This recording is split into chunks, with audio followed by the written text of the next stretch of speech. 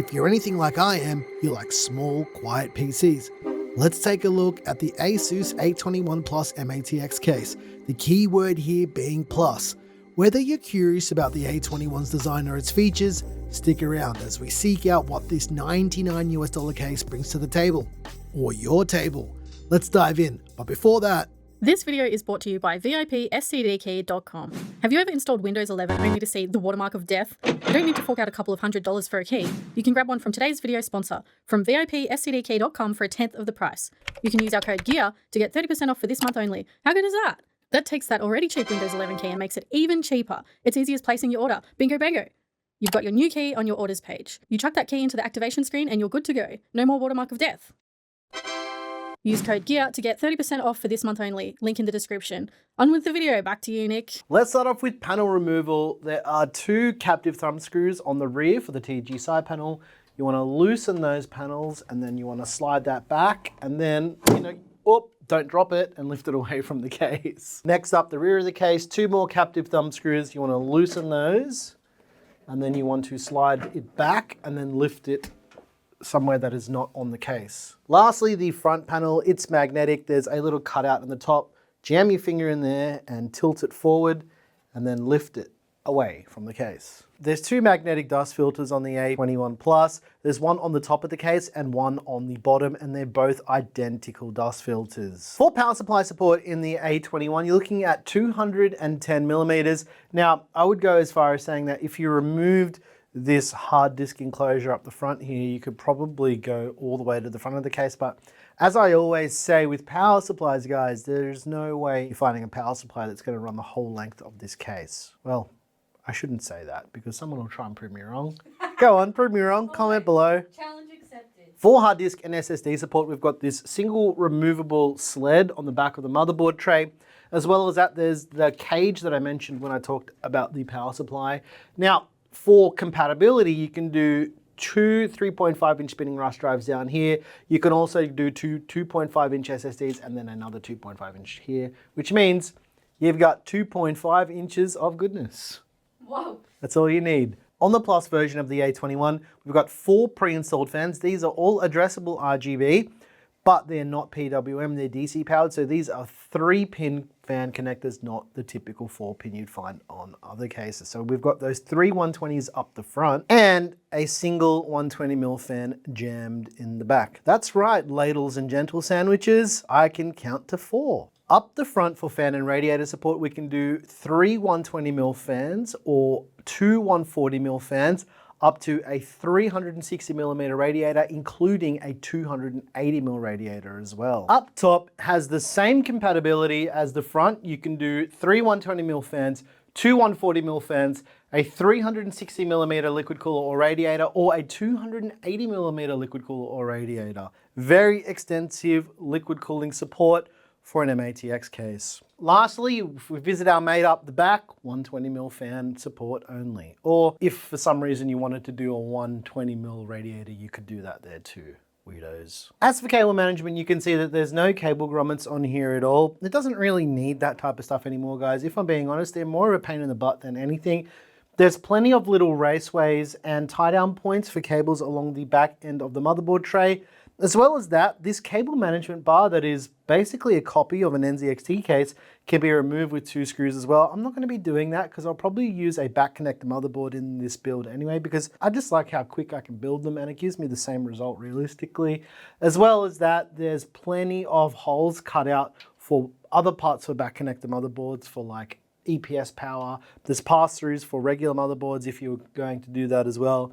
There's 33mm of clearance between the side panel and the back of the motherboard tray as well, so plenty of space for those back connector boards. But one thing I've seen become a lot more popular lately is tie-down points on the back of the outside of the case for all of your wiring for keyboards, display cables, and all of that stuff there. So this case also has that. I don't know why this is becoming a trend. And I guess people want to have clean setups, but I guess it's nice that it's there. I don't really care about that. Let me know what you think in the comments. Do you care if there's cable management on the outside of the case too? For motherboard support, the A21 PLUS supports ITX up to MATX, including MATX motherboards like the MSI B650 Project Zero board with back connectors, and obviously ASUS BTF boards, but I don't have one. So for the build section, I'm going to be using an MSI board in an ASUS case. Naughty, naughty. Who's gonna get upset? I want to see what BTF compatibility is like with an ASUS case and an MSI motherboard, because the reality is, just because you buy an ASUS case doesn't mean you need to use ASUS parts. Oh, he's so cringe. For air cooler support, the A21 PLUS supports air coolers up to a maximum height of 165 millimeters. This is a back scratcher. I'll put an Amazon link down below in the description if you guys want one.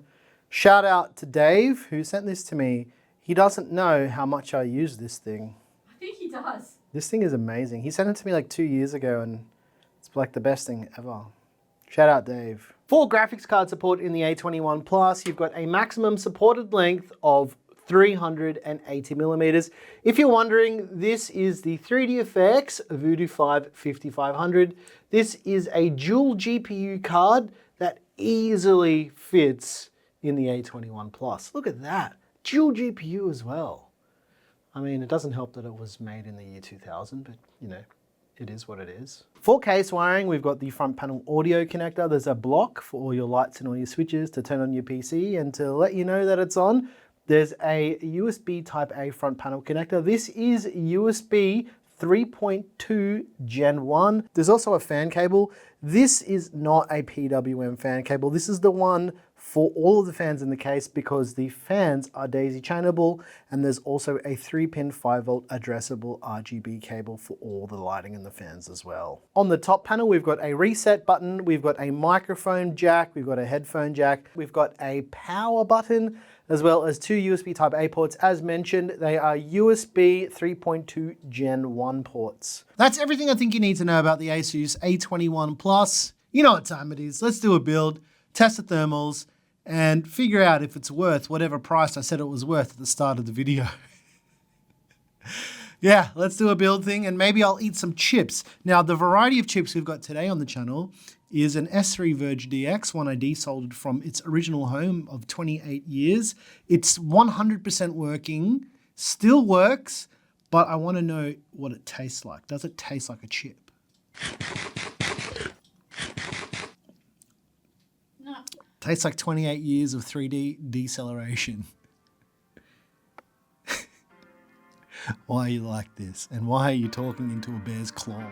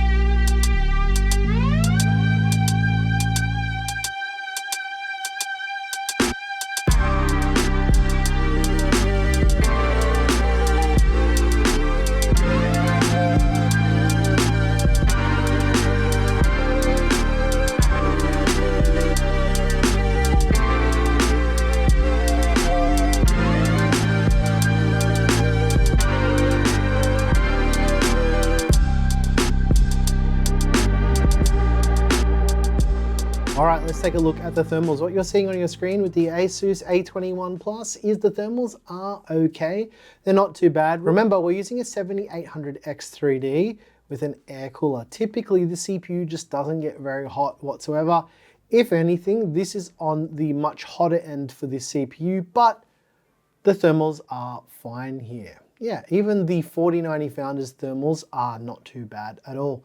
Also, with builds like this is kind of the optimal airflow pattern, especially when you're using something like a founder's card, because what happens is it draws the cold air in from the bottom of the case and pushes the GPU's hot air out through the back of the card up into the CPU air cooler and out the back. Now, this increases CPU temperatures slightly, but the most interesting thing about airflow is it doesn't matter what the air temperature is, it's the fact that the air needs to flow. That's why it's called airflow, not hot or cold airflow, right? If you're interested in any of the hardware in this little build over here, there's a PCPartPicker list down below, but there's also little cards that appear on screen when I'm building so you can see what all the hardware is. But most importantly, what do I think about the ASUS A21 PLUS? Well, the build quality for this case is really good. The case is pretty well executed. It's kind of in that range of cases like, hey, we can make an MATX case.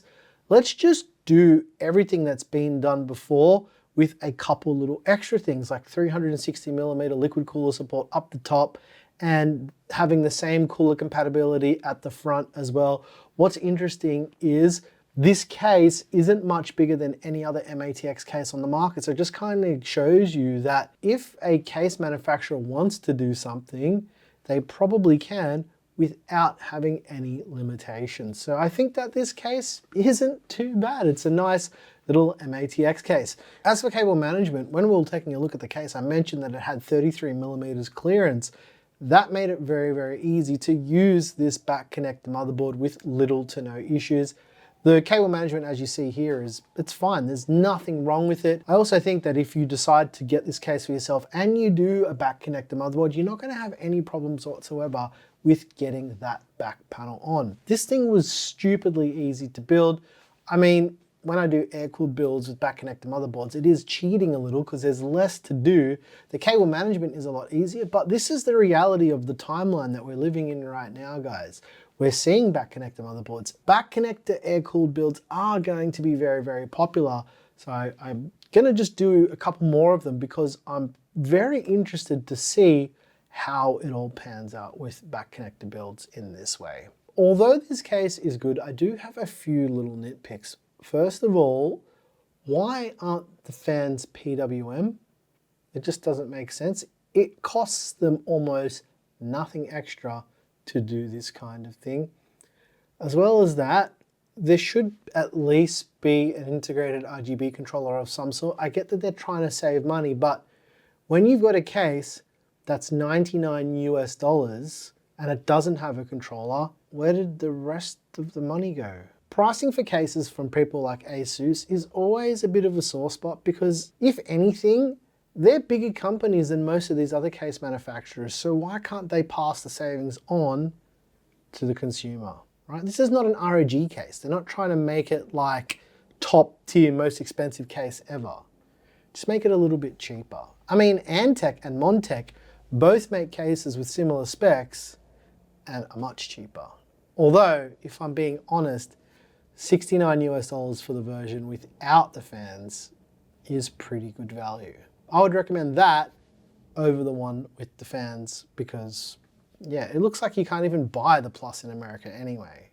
You can get it here in Australia, which is very interesting because the Aussie price right now is 119 Aussie dollars, which on the other side of that, 119 Aussie dollars, now we're talking about a little bit more value here. I don't hate it. It is a really nice case to build in. And I like that if I wanted to use an MSI Project Zero board, it fits in here perfectly. The price is a bit all over the place, but then again, availability looks like it's a bit all over the place in different regions with the Plus version as well. So there's that. All right, guys. If you like the music you heard here, I make the music. My name's Nick. This is Gear Seekers. You peek, we seek, and I will catch you next time in another case review of some sort. Yeah, I don't mind it. It's a nice MATX case. It kind of ticks all of the boxes for things that you'd want out of an MATX case. The one thing I would have really liked, you know what, we're not even going to go into that because it's something only I want. You can guess what that is in the comments down below. Thanks for watching. You really don't want a brand new never been used GPU from 1996, Claire? Like, you don't want that? An S3 Verge that I desoldered from its home that was on a board for like 28 years? You don't want it's not it? brand new then. It's brand new. It's 28 Never been used brand new. 28 years ago. That What? is I wonder if it actually tastes like chips. Oh, I can't with you. Doesn't taste like anything except 3D acceleration. You know what they called the S3 Verge back in the day, Claire? The 3D decelerator, because it was that bad. That's not even a joke.